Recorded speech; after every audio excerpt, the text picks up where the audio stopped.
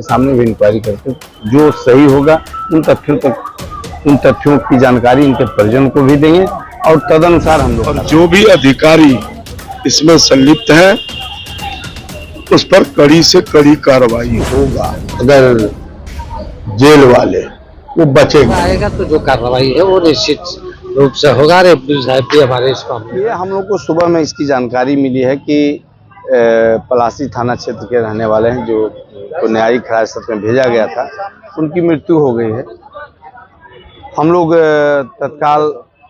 जो निर्धारित प्रक्रिया है सर्वोच्च न्यायालय के द्वारा जो गाइडलाइन है, राष्ट्रीय मानवाधिकार के द्वारा जो दिशा निर्देश है, उसके आलोक में मजिस्ट्रेट से इंक्वेस्ट करवाना है, वीडियोग्राफी करनी है, त्रिस्तरीय बोर्ड के द्वारा इसका पोस्टमार्टम होता है। इन सभी अर्हताओं का हम लोग अनुपालन करने जो दिया गया निर्देश, परिजन के द्वारा भी आवेदन दिया जा रहा है और हम लोग इसका विस्तृत जांच करेंगे। हमारे पुलिस अधीक्षक और जिला पदाधिकारी महोदय से मेरी बात हुई है, उनके द्वारा भी संयुक्त रूप से जेल में जाकर के विस्तृत जांच कर रहे हैं और हम लोग स्वयं जाकर के जांच करेंगे कि ये घटना क्या हुआ। मैंने इनके परिजनों को आश्वस्त किया है कि अगर मौका हुआ किसी प्रकार का संदेह उत्पन्न होगा तो मैं आपको भी ले जाऊंगा और आपके सामने भी इंक्वायरी करके जो सही होगा उन तथ्यों की जानकारी इनके परिजन को भी देंगे और तदनुसार हम लोग कार्रवाई करेंगे। जब तक पोस्टमार्टम रिपोर्ट नहीं आता है और सभी सीसीटीवी फुटेज कब बंदी आया और क्या हुआ था, तो सारे तथ्य को जो जोड़ करके देखने के बाद ही एक निष्कर्ष पर निकला जा सकता है कि क्या हुआ। सर, ये परिजन का आरोप है कि उसके शरीर पर चोट का निशान है, क्या कहें? नहीं, परिजन का आरोप हर एक व्यक्ति का अधिकार है, सभी की स्वतंत्रता है वो लगाने का, वो अपने दृष्टि से देख रहे हैं। लेकिन इसी के चलते हम लोग वीडियोग्राफी करते हैं और त्रिस्तरीय टीम की गठन करते हैं कि छोटा सा भी चोट अगर हो किसी व्यक्ति को, अगर आप ब्लैक देख रहे हैं, ब्लैक स्पॉट आप देख रहे हैं, किसी को दिखाई पड़ रहा है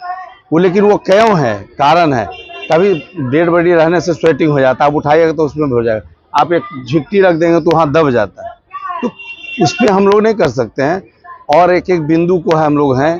कोई अगर जख्म है कैसे हुआ, उसको मारपीट किया गया या वो पहले से जख्म है या उठाने के क्रम में हुआ है, तो एक सीक्वेंस जब तक नहीं हुआ, पोस्टमार्टम नहीं होगा, हम लोग वहाँ जांच नहीं करेंगे, तब तक कोई निष्कर्ष नहीं बोला जा सकता कि इस व्यक्ति के साथ क्या हुआ, क्योंकि सब एक दूसरे से जुड़ा हुआ है, कोलैबोरेट करके ही निष्कर्ष पर निकला जा सकता है। मैंने अभी जिला अधिकारी से एसपी साहब से बात किया है कि उच्च स्तरीय कमेटी बने और कारा पे इस तरह का घटना यह दुर्भाग्यपूर्ण है और इसकी जांच हो और जो भी अधिकारी इसमें संलिप्त हैं उस पर कड़ी से कड़ी कार्रवाई हो। परिजन का आरोप है कि कई जगह पे चोट है। मैं क्या कह रहा हूँ, ये जांच का विषय है, मेडिकल रिपोर्ट आएगा, जांच होगा और मेडिकल रिपोर्ट निष्पक्ष आवे, इसके लिए भी मैं आया हूँ और यह दूध और पानी का इंसाफ हो जाएगा और कोई गलत किया है वो बख्शे नहीं जाएंगे। देखिए, मैं हम लोग तो जनप्रतिनिधि हैं और लोगों के कहने पर दौड़े आते हैं और आया पहुंचा, सारे जनप्रतिनिधि पहुंचे, लेकिन इसमें तेज प्रताप से देखा कि यहाँ एसएसपी भी बैठे हुए हैं, प्रशासन के लोग, डीसीएलआर जो लोग थे बैठे हुए हैं और जो हमारी बात हुई तो इन्होंने कहा कि मैं इसके बाद परिजनों को जेल भी लेके जाऊंगा। ये जांच का विषय है और दोषी होगा अगर जेल वाले, वो बचेंगे नहीं और ये जांच का विषय है। लेकिन अगर हुआ है, कानून के खिलाफ हुआ है और मैं जिला प्रशासन से कहूंगा इसको पूरी मुस्तैदी से जांच कर दोषी बचे नहीं। कमाके खिलाने वाला भी कोई नहीं,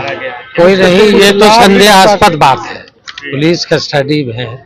और वो भी जेल में, तो निश्चित रूप से जो जांच पर विषय आएगी तो विधि सम्मत जो कार्रवाई है वो होनी है। हमने भी एसपी साहब से बात की है, स्थिति से भीख कराया है, और हमारे सांसद बहन ने भी पूरे तौर पे बता दिया है कि निष्पक्ष वगैरह से जांच हो और जांच के पश्चात जो आवश्यक विधि सम्मत कार्रवाई है वो सुनिश्चित किया जाए। निश्चित रूप से न्याय होगा। यदि मार पीट करके उनको मार दिया गया, ये जांच में आएगा तो जो कार्रवाई है वो निश्चित रूप से होगा। और एसपी साहब भी हमारे इस मामले में जैसे ही इनको अवगत कराई, तुरंत इन्होंने एसपी साहब सभी लोगों से संपर्क साधा और बोले कि नहीं चलो हम लोग खुद ही वहाँ देखेंगे, तो निश्चित रूप से न्याय मिलेगा। क्योंकि न्याय के खिलाफ तो न्याय की बात करनी ही हो, उसी के लिए आए हैं हम सब।